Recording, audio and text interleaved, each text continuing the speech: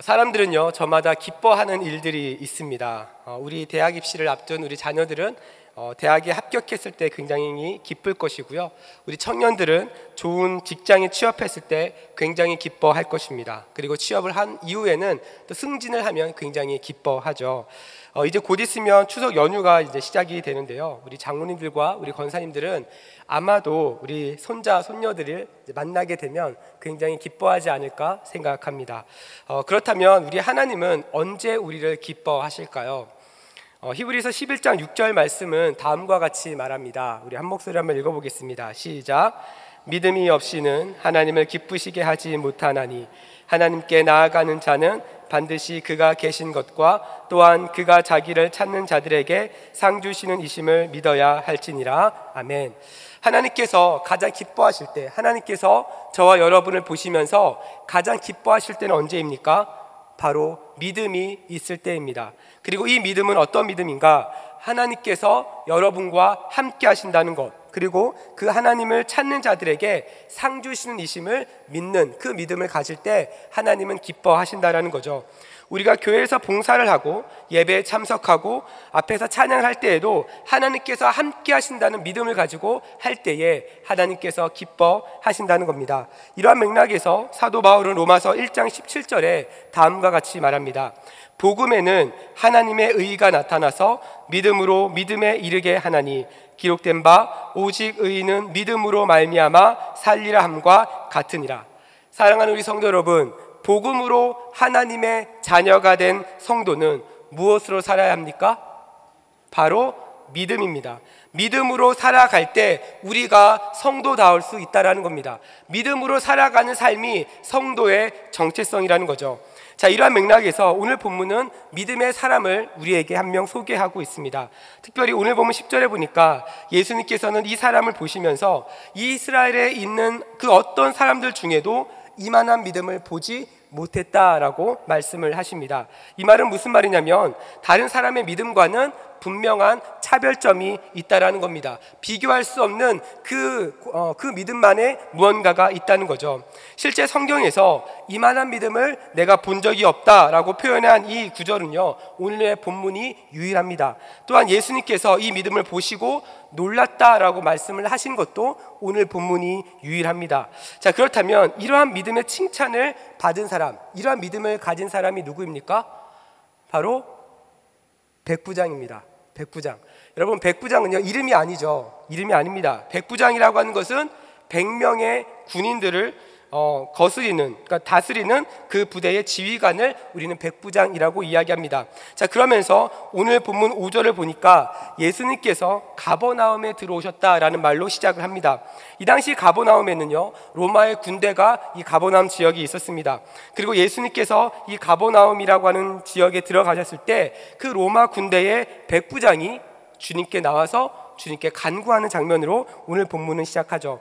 우리가 이 본문을 읽었을 때는 그냥 예수님께서 하나님의 아들이시니까 이렇게 맞이를 했구나라고 생각할 수 있지만 사실 이 모습은 일반적인 모습은 아닙니다. 이 당시 로마는요, 세계에서 가장 강하고 힘이 강했던 막강한 권력을 가진 국가였습니다. 그리고 이스라엘은 로마의 식민지였죠. 그래서 백부장은 유대인을 엄밀히 말하면 자기 마음대로 부릴 수 있는 힘과 능력, 권력을 가진 그러한 사람이었습니다. 자, 이러한 권력을 가진 백부장이 가버나움에 오신 예수님께 나아가 간구했습니다. 왜냐하면 자신의 하인이 중풍병에 걸렸기 때문이죠. 물론 지금은 이 중풍병이라고 하면은 뇌와 관련된 질환이라고 하는 것을 우리는 알고 있습니다. 그런데 이 당시에는 이 질병의 원인을 바로 죄의 결과로 보았죠. 그래서 마태복음 9장에 등장하는 중풍병자에게 예수님께서는 이렇게 말씀하십니다. 작은 자야 안심하라, 내 죄사함을 받았느니라, 이렇게 말씀을 하시면서 그 중풍병을 치료해 주셨습니다. 자, 이러한 맥락에서 백부장도 자신의 하인이 바로 이 죄의 문제로 인해서 이 중풍병에 걸렸다고 생각을 했을 것입니다.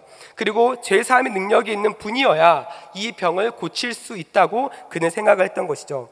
그리고 또한 요한복음 4장에 보면 이 백부장이 예수님께 간구하기 전에 하나의 사건이 등장하는데 어떤 사건이냐면 갈릴리 가나 지역에 그 통치를 하는 왕의 신하가 있었습니다. 그런데 이 신하의 아들이 죽을 병에 걸리게 되죠.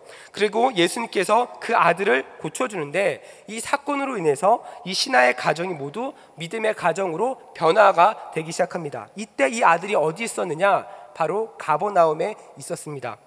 그러니까 이 가버나움에 일어난 사건을 백부장도 알고 있었다는 거죠. 그렇기 때문에 이 백부장은 예수님을 보고 그냥 지나칠 수가 없었던 겁니다. 그래서 오늘 보면 5절과 6절을 보니까 다음과 같이 말합니다. 우리 한 목소리를 읽어보겠습니다. 시작. 예수께서 가버나움에 들어가시니 한 백부장이 나와 간구하여 이르되 주여 내 하인이 중풍병에 집에 누워 몹시 괴로워하나이다. 여러분, 백부장이 예수님께 나왔습니다. 자신의 하인 때문에 나왔습니다. 그리고 병을 고쳐달라고 간구합니다. 여러분, 예수님께 병을 고쳐달라고 한 사람이 백부장 뿐이었겠습니까? 그렇지 않습니다. 앞에서 보면 굉장히 많았습니다. 그런데 성경에서 유일하게 이 백부장의 요청에 주님께서 다음과 같이 말씀하시죠. 오늘 보면 7절입니다. 이르시되 내가 가서 고쳐주리라. 성경에서 예수님께서 병을 고쳐달라고 요청을 받았을 때 이렇게 바로 응답을 한 사람은 백부장밖에 없습니다. 여러분, 잘 생각해 보십시오.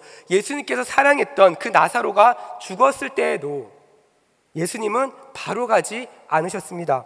그리고 유대 전통에서 보면 유대인이 이방인의 집에 들어가는 것, 이것은 굉장히 부정하게 생각을 했습니다. 자, 그런데 예수님께서 뭐라고 말씀하십니까? 내가 가서 고쳐주겠다, 이렇게 말씀을 하시죠. 여러분, 이것은 굉장히 특별한 경우입니다. 그리고 예수님의 적극적인 의지가 거기에 반영이 되어 있고 또한 예수님의 특별한 계획이 있다는 것을 우리는 생각할 수 있죠. 자, 이 말을 들은 백부장이 어떻게 반응합니까? 오늘 보면 8절입니다. 우리 함께 읽어볼까요? 시작. 백부장이 대답하여 이르되 주여 내 집에 들어오심을 나는 감당하지 못하겠사오니 다만 말씀만 하옵소서. 그리하면 내 하인이 낫게 사옵나이다. 여기서 내 집에 들어오심을 나는 감당하지 못하겠나이다 라고 하는 이 말은 세 번역에는 이렇게 기록이 되어 있습니다. 나는 주님을 내 집에 모셔드릴 만한 자격이 없습니다, 이렇게 번역이 돼요. 여러분, 백부장이 왜 이런 고백을 했을까요? 단순히 예수님이란 존재가 자기의 집에 오는 것이 너무나도 부담스러울까요? 아니면 갑작스럽게 자기 집에 온다고 하니까 집 정리가 안 돼서일까요? 그렇지 않습니다.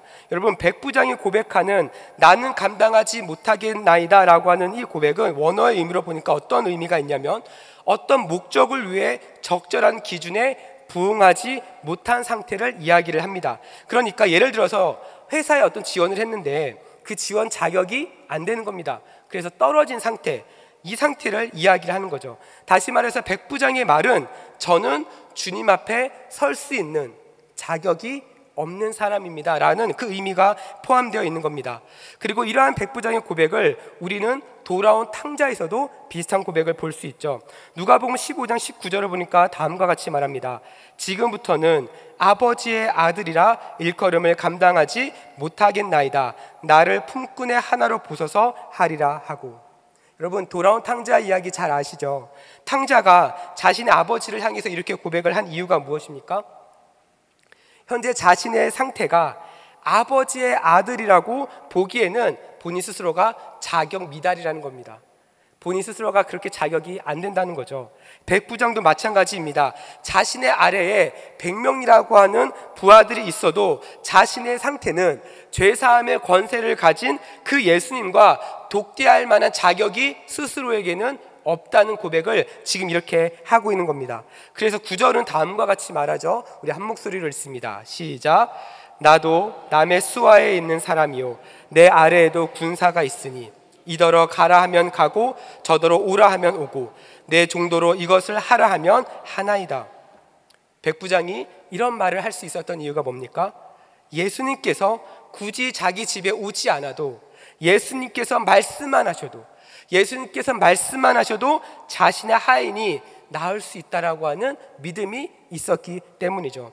이것은 백부장 자신도 군대에서 명령을 했을 때에 자신의 말의 영향력이 얼마나 큰지 알고 있었던 겁니다. 그렇기 때문에 예수님께서 말씀하셨을 때 그 말씀의 권위가, 그 말씀의 능력이 얼마나 대단한지 그는 알고 있었고 그 말씀의 권위를 믿고 있었던 거죠. 자, 예수님은 이러한 백부장의 태도를 보면서 이스라엘에서 이만한 믿음을 가진 사람을 내가 본 적이 없다라고 이야기를 하시는 겁니다. 자, 그러면서 어떠한 말씀을 하십니까? 이 백부장이 아브라함과 이삭과 야곱과 함께 어디에 있다고요? 천국에 있다고. 천국에 있다고 말씀을 하십니다. 여러분, 사실 이 백부장은 아브라함과 이삭과 야곱 이 인물들과 함께 등장할 수 있는 이름이 아닙니다. 여러분, 아브라함과 이삭과 야곱 이 세 명은 사실 하나님과 맺은 그 언약의 대표적인 인물이죠. 그러나 백부장은 어떤 사람입니까? 로마 사람입니다. 이방인입니다. 유대인들 입장에서는 구원받을 만한 자격이 전혀 없는 사람이죠. 자, 그런데 주님은 이 백부장의 고백을 기뻐하셨습니다. 칭찬하셨습니다. 그리고 구원의 은혜를 베풀어 주셨습니다. 왜냐하면 구원은 민족과 혈통으로 보장되는 것이 아니라 무엇을 통해서 갑니까? 무엇을 통해서 얻을 수 있습니까? 믿음입니다. 믿음을 통해서 이루어진다라고 하는 사실을 주님께서는 다시 한번 보여주는 거죠. 그렇기 때문에 예수님은 이러한 백부장의 믿음의 고백을 기뻐하셨습니다. 칭찬하셨습니다. 여러분, 사실 백부장이 예수님을 찾아온 이유는요, 중풍병에 걸린 하인 때문이었죠. 자신이 구원을 받을 것이라는 것, 이것에 대해서는 전혀 기대하지도 않았고 그것이 목적도 아니었습니다. 그런데 오늘 본문은 중풍병자에게 초점을 맞추지 않습니다. 누구에게 맞추고 있습니까? 백부장에게 그 초점을 맞추고 있죠. 왜냐하면 백부장의 믿음이 특별했기 때문입니다. 하나님께서 그 백부장의 믿음을 기뻐하셨기 때문이라는 거죠. 저는 오늘 말씀을 준비하면서 저 스스로에게 이런 질문을 한번 해보게 되었습니다. 만약 주님께서 나의 믿음을 보신다면 나는 나의 믿음에 대해서 어떤 말씀을 하실까? 과연 나는 백부장과 같은 그런 믿음의 칭찬을 받을 수 있을까? 이런 생각을 해보게 되었습니다. 여러분은 어떠신가요? 만약 우리의 믿음을 수치화할 수 있다면, 점수를 매긴다고 한다면, A, B, C, D 중에 매길 수 있다고 한다면 여러분은 몇 점을 받으실 것 같습니까? 사실 이 교회를 다니면서 이 믿음이라고 하는 주제는요, 너무나도 중요합니다. 왜냐하면 사람은 계획대로 사는 것이 아니라 믿음대로 살기 때문에 그렇습니다. 교회를 다니든지 교회를 다니지 않든지 간에 모든 사람은 믿음대로 살아갑니다. 돈이 중요하다고 믿는 사람은 돈을 중심으로 살아갑니다. 그래서 부동산, 주식, 사업 등 돈이 될 만한 일이라고 한다면 거기에 시간과 에너지를 아끼지 않습니다. 명예가 중요하다고 믿는 사람은 자신의 이름이 돋보이는 자리에 항상 참석하고 싶어 합니다. 몇 시간이 걸려도 그 자리가 내 자리라고 생각을 하는 것이죠. 그러면서 주변 사람들에게 인정받고 싶어 합니다. 자신의 체면에 흠이 가는 일은 조금도 하려고 하지 않습니다. 그렇다면 하나님을 믿는 사람은 어떻게 살아갈까요? 하나님을 믿는 사람은 어떻게 살아가야 됩니까? 하나님 중심으로 삶을 살아갑니다. 매 시간, 매 순간 하나님 중심으로 생각하고 하나님이 기뻐하시는 선택을 하고 하나님의 영광을 위해서 살아가는 사람이 바로 하나님을 믿는 사람의 모습이라는 거죠. 그렇기 때문에 매 순간을 하나님을 경험하는 기회를 만들어내는 것입니다. 오늘 본문의 백부장도 이 믿음이 있었기 때문에 하나님의 일하심을 볼 수 있었던 거죠. 오늘 보면 13절은 다음과 같이 말합니다. 예수께서 백부장에게 이르시되 가라, 내 믿음대로 될지어다 하시니 그 즉시 하인이 나으니라. 언제 나았습니까? 그 즉시입니다. 예수님의 말씀을 듣고 믿어지기 시작한 것이 아닙니다. 믿음이 있는 상태에서 주님께 나왔고 믿음이 있는 상태에서 주님께 고백했습니다. 그렇기 때문에 어떻게 나왔습니까? 즉시 나온 거예요. 시간이 걸리지 않습니다. 여러분, 이것은 예수님의 엄청난 능력을 우리에게 보여주죠. 예수님은 직접 가지 않으시고 말씀으로만 중풍병자를 고칠 수 있는 능력이 있으신 분이십니다. 자, 그런데 이 놀라운 역사를 볼 수 있는 조건이 무엇입니까? 백부장과 같은 믿음이 필요하다는 거죠. 믿음이 있었기 때문에 이 역사를 경험한 겁니다. 아무리 하나님이 전지전능하시고 우리 하나님이 대단한 분이시고 우리 하나님이 무소부지하신 분이라 할지라도 믿음이 없으면 그 하나님을 경험할 수가 없는 겁니다. 그래서 우리가 헷갈리면 안 되는 것이 우리의 머리로 하나님의 존재를 인식하고 있다 할지라도 믿음이 없으면 그 하나님을 경험할 수 없다라는 거죠. 고린도전서 10장 31절, 우리가 너무나도 잘 아는 말씀이죠. 우리 한 목소리를 읽어보겠습니다. 시작. 그런즉 너희가 먹든지 마시든지 무엇을 하든지 다 하나님의 영광을 위하여 하라. 여러분, 이 구절이 무엇을 의미합니까? 먹든지 마시든지 무엇을 하든지 믿음이 있으면 하나님의 영광을 볼 수 있다는 겁니다. 여러분이 맛집에 가셨습니다. 거기서 하나님의 영광을 보실 수 있다는 겁니다. 여러분이 공부를 하든지 여러분이 회사에 있든지 여러분이 가정에 있든지 무엇을 하든지 간에 휴가를 가든지 무엇을 하든지 간에 여러분이 있는 모든 장소, 모든 순간은 하나님의 영광을 볼 수 있는 기회라는 겁니다. 그런데 여러분, 많은 사람들은요 반대로 생각해요. 우리 삶에 기적 같은 일이 생겨야 믿을 수 있다고 말합니다. 교회를 안 다닐 때는 일이 잘 안 풀려도 예배 안 빠지고 나름 기도도 해보고 삶이 잘 풀린다고 느낄 때 그제서야 내가 한번 믿어봐야겠다, 내가 한번 교회를 잘 다녀봐야겠다라고 생각을 한다는 거죠. 여러분, 이러한 믿음은요 하나님 중심의 믿음이 아닙니다. 바로 나 중심의 믿음인 거죠. 성경은 이러한 믿음을 가진 사람을 어린아이와 같다고 말합니다. 여러분, 어린아이는요 주변을 돌아보지 않습니다. 배가 고프면 배가 고프다고 웁니다. 화장실 가고 싶으면 화장실 가고 싶다고 웁니다. 졸리면 졸리다고 웁니다. 이렇게 우리 아이들은요 때와 장소를 가리지 않습니다. 주변을 의식하지 않습니다. 그리고 아이가 어리면 어릴수록 말을 못하기 때문에 더 잘 울죠. 그런데 여러분, 어린아이가 이렇게 울 때 뭐라고 하는 사람이 있습니까? 왜 말을 안 하냐고 다그치는 사람이 있습니까? 그렇지 않습니다. 어린아이이기 때문에 모두가 다 이해를 합니다. 그런데 여러분, 나중에 이 아이가 고학년이 되고 중학생이 되었다고 합시다. 그럼에도 불구하고 배고프다고 울어요. 졸리다고 울어요. 화장실 가고 싶다고 울어요. 어떻게 해야 됩니까? 마음이 부글부글 끓겠죠. 조용히 어디 조용한 데를 끌고 가고 싶으시겠죠. 이런 경우가 생기면 어떻게 해야 됩니까?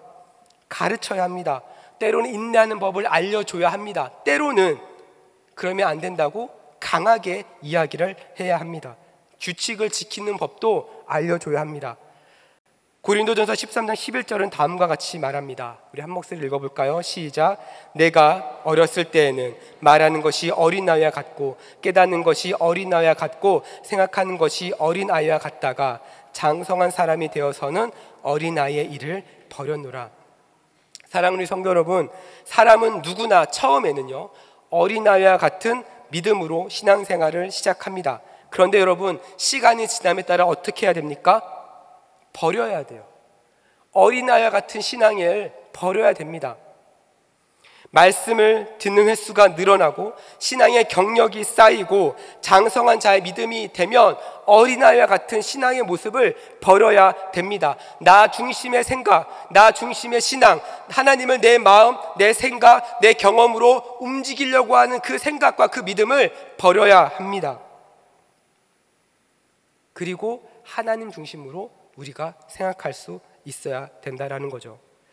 사랑하는 성도 여러분, 여러분의 신앙은 자라고 있으신가요? 성장하고 계신가요? 성숙해져 가고 계신가요?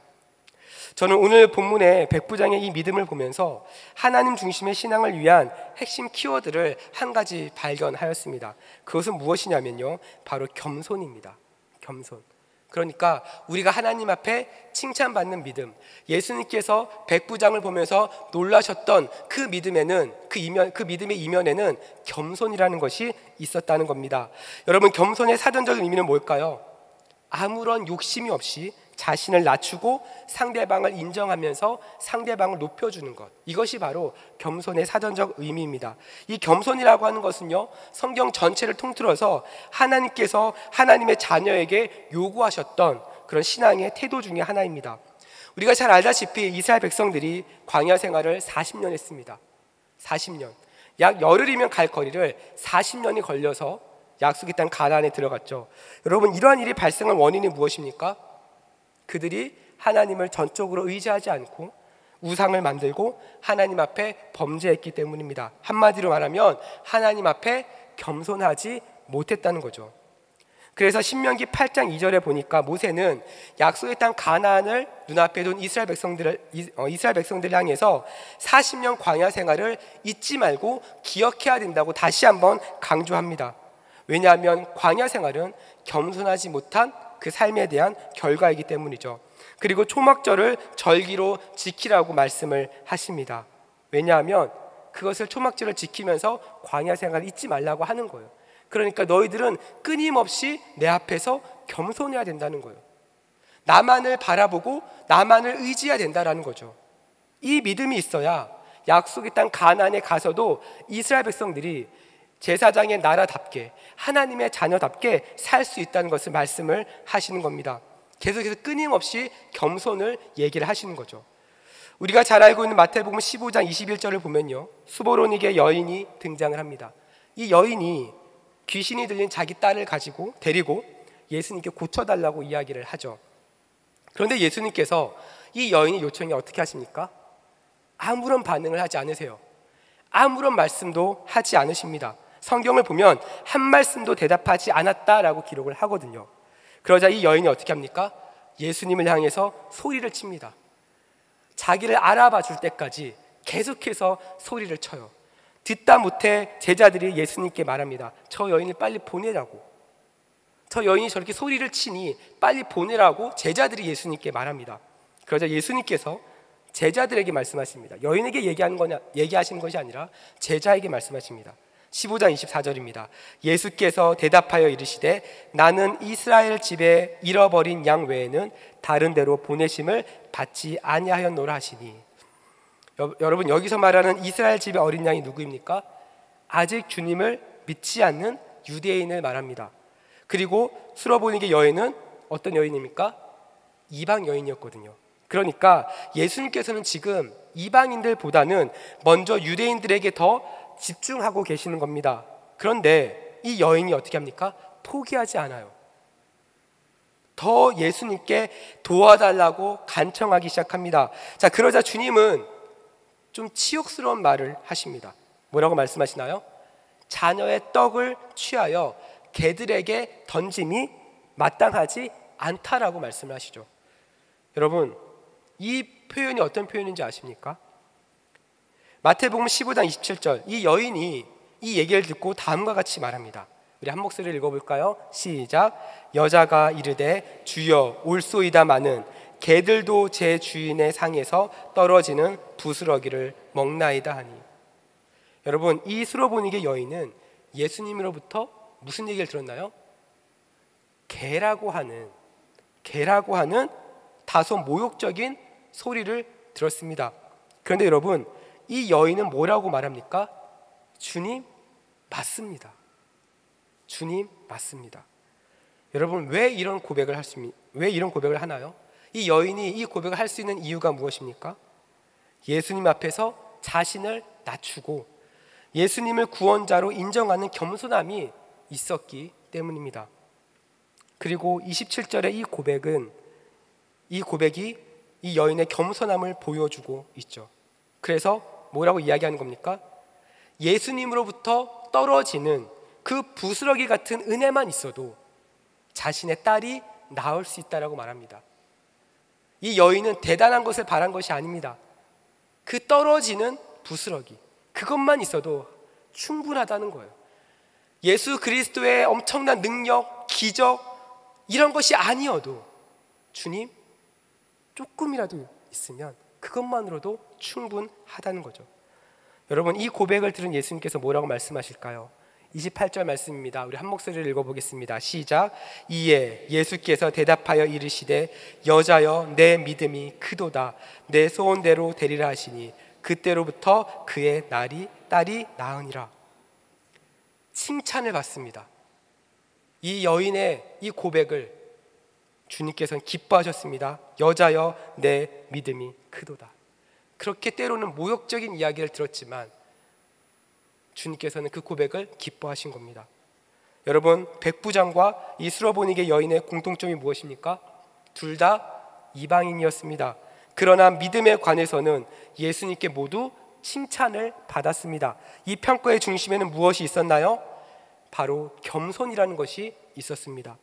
사랑하는 우리 성도 여러분, 우리의 인생 가운데 어려움이 찾아올 때가 있습니다. 때로는 하나님과 멀어질 때도 있습니다. 그러나 우리가 하나님 앞에 겸손한 믿음을 가지고 하나님의 은혜를 구하면 하나님께서는 여러분의 간구를 들으시는 줄 믿습니다. 그리고 여러분을 회복시켜 주실 줄로 믿습니다. 교회를 다니는 많은 분들 중에 오해하는 것이 하나 있습니다. 그것은 믿음이라고 하는 것은 천국에 갈 때 필요하다는 거예요.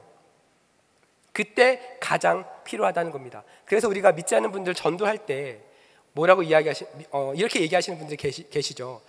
세상에서 놀 거 다 놀고 즐길 거 다 즐기다가 마지막에 주님이 부르시면 그때 가겠다고, 그때 내가 예수님 믿겠습니다 이렇게 고백하겠다고, 이렇게 말씀을 하시는 분들이 계십니다. 그러나 여러분, 이것은 오해입니다. 믿음은요, 천국에 들어갈 때만 필요한 것이 아닙니다. 언제 필요하나요?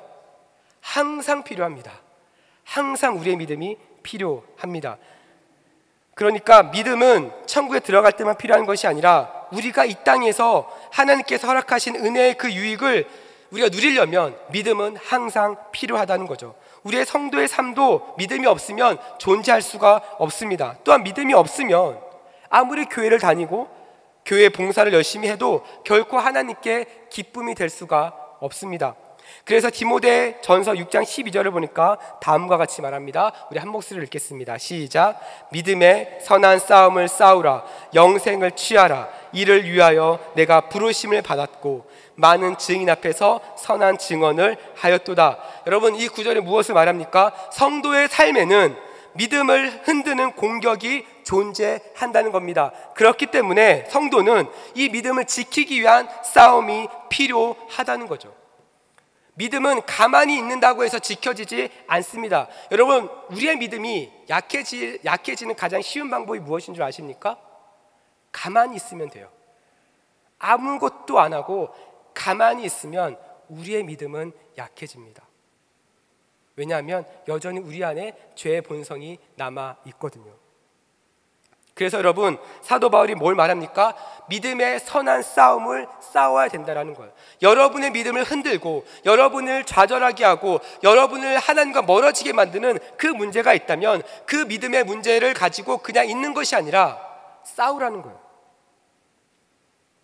여러분, 싸움을 잘하려면 뭐가 있어야 될까요? 기술이 필요합니다. 싸움을 잘하려면 기술이 필요해요. 그러면 믿음의 싸움을 잘하기 위해서는 어떤 기술이 필요할까요? 고린도전서 9장 25절 말씀입니다. 우리 한 목소리를 읽어볼까요? 시작. 이기기를 다투는 자마다 모든 일에 절제하나니 그들은 썩을 승리자의 관을 얻고자 하되 우리는 썩지 아니할 것을 얻고자 하느니라. 사도 바울이 말하는 그 싸움의 기술, 믿음의 선한 싸움을 위한 그 기술은 무엇입니까? 절제입니다. 인내입니다. 세상 사람들은 당장 눈앞에 썩어 없어질 것을 위해서 목숨을 걸고 시간을 투자하고 승리자의 관을 얻기 위해서 노력하지만 믿음을 지키기 위한 성도들의 싸움은 어디에 초점이 맞춰져 있나요? 썩지 아니하는 것, 영원한 것, 하나님의 나라의 상급을 바라보는 것, 그것을 보며 절제하는 겁니다. 인내하는 겁니다. 당장 눈앞에 보이는 것에 우리의 마음과 생각을 빼앗기지 않는 겁니다. 다른 사람이 자신의 가진 것을 자랑하고 자신의 집을 자랑하고 자신의 차를 자랑하고 자신의 능력을 자랑할 때 성도는 무엇을 자랑하나요? 하나님 나라에 쌓일 그 상급을 바라보며 그것을 자랑하는 사람이 된다라는 겁니다. 그러면서 인내하는 거예요. 눈앞에 보여지는 것이 있다 할지라도 흔들리지 않도록 절제하며 인내하는 겁니다. 이 싸움을 싸웠던 사도 바울은 다음과 같이 고백합니다. 디모데후서 4장 7절과 8절입니다. 우리 한 목소리를 읽어보겠습니다. 시작.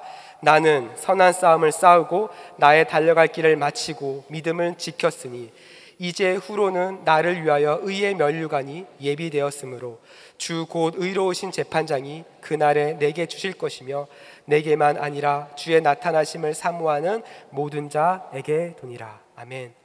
사랑하는 우리 성도 여러분, 이 땅에서 믿음을 가지고 사는 삶이 힘들고 지칠 수 있습니다. 그러나 하늘의 상급을 바라보며 썩지 않는 하나님의 은혜를 붙잡고 살아갈 때 하나님께서는 여러분에게 허락하시는 의의 면류관이 있는 줄 믿습니다. 여러분 모두가 그 의의 면류관을 바라보면서 여러분의 삶을 통해 영광 받으시는 그 하나님을 기대할 수 있기를 축복합니다. 그래서 저는 우리 대전중앙의 성도 모두가 여러분 이 믿음을 지킬 수 있기를 바라요.